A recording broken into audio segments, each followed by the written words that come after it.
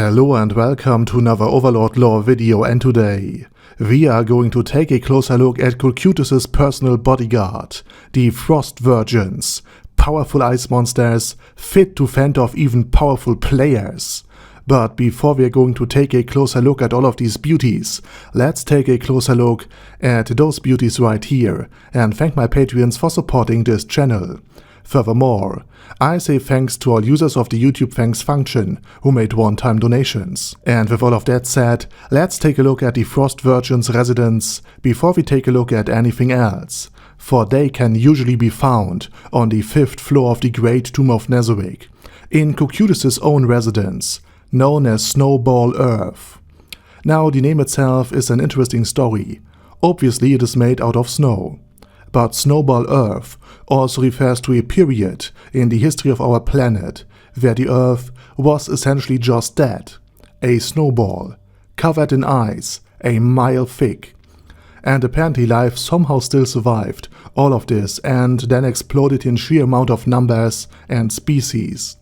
So this is a very clever name for Cocytus' home, and it is guarded by the Frost Virgins, who act as sentries and as a personal bodyguard. And they are not of any ceremonial nature either. One alone could probably be a tough nut to crack for Platinum's armor, since they are all level 82. But all of them are powerful enough to fulfill a very special role. After Mar in the 8th novel wanted to go outside of the Great Tomb in order to deliver a message, he needed an escort of at least 5 powerful beings, aka NPCs over the level of 80. This was implemented in order to prevent a second Sheltier incident, where another floor guardian would go rogue after being hit by mind control. I suspected that at least one player was responsible for this, which means that the Frost Virgins are strong enough to, if necessary, subdue a hostile player if he would attack. But sadly they could not escort Mare because they were still tasked with guarding the residence of Cocytus. So Mare eventually fetched the Overlords from the Forbidden Library Ashurbanipal. Furthermore, the Frost Virgins were wholly unimpressed with everything in the capital city. While they froze the street and the palace of Rolente, they were never challenged in any way, shape or form. Not once were they even remotely in danger. So once Climb came back to the royal palace, he was greeted with a couple of really beautiful and really bored-looking sentries that told him that he was the last human in this palace, and that he should proceed to enter the throne room. Sadly, aside from their freezing ability, we have seen no other spells or skills that they surely possess, which again is sad, because I really wanted to see them fight and do a Final Fantasy reference here and there. But we still can at least assume that the Frost Virgins are, well, virgins, and very susceptible against heat-based attacks, like Fireball or Vermilion Nova, because Frost Dragons were also very susceptible to Fireball spells.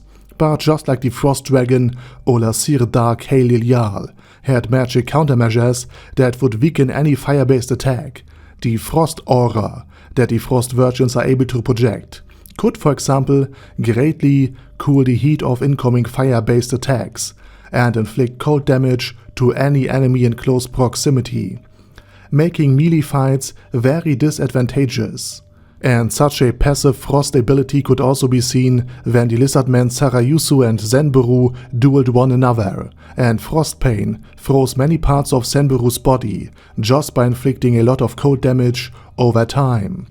And lastly, since they are a set of Frost Virgins, they might be inspired from the Yuki Onna, which is not only Japanese and literally translates to Snow Woman, but this is also of course a species in Dungeons and Dragons. And they are able, at least in this universe, to use Ray of Frost, which unleashes an icy beam that inflicts cold damage onto enemies. And in Dungeons and Dragons, Yuki Onna were also either very compassionate or vengeful, and in Climb's case very bored, which is likely an inside joke. And judging by the fact that they treated Mare very well, they should perhaps be seen as of the compassionate kind. or they have compassion to the members of the Great Tomb of Nazarick, but are very vengeful to anyone if they hurt or just so much as bother other members of the Great Tomb. So the Frost Virgins are overall very interesting creatures, and like most beings in the Overlord universe, it is a shame that we did not see more of them. And with that said, I say thank you very much for watching, and special thanks to Arder Daddy Arder, Bad Guy Ye, Bad Burrito 316, Beezer, Ben C, Brandon D, Chrissy, Crowley 0221, Sia, Crystal Prime, Dead Slime, Death is Mercy, Deathless Dragonlord, Demon Xenomorph 1987, Devin Downen, Ding Dang, Duckwagon, Dunkler Krieger, Dystopia, Dystopia II, Enigmatic Unicorn, Feralshivan, Guy with Dead Head, Hector Marino, Hoss, Huster, Jacob G, Jana B, Jason, J. Morris, Chromius, Kyle R, Lee K. Long, Legendarius, Lelouch Britannia with a Mustache, Lexus Fox,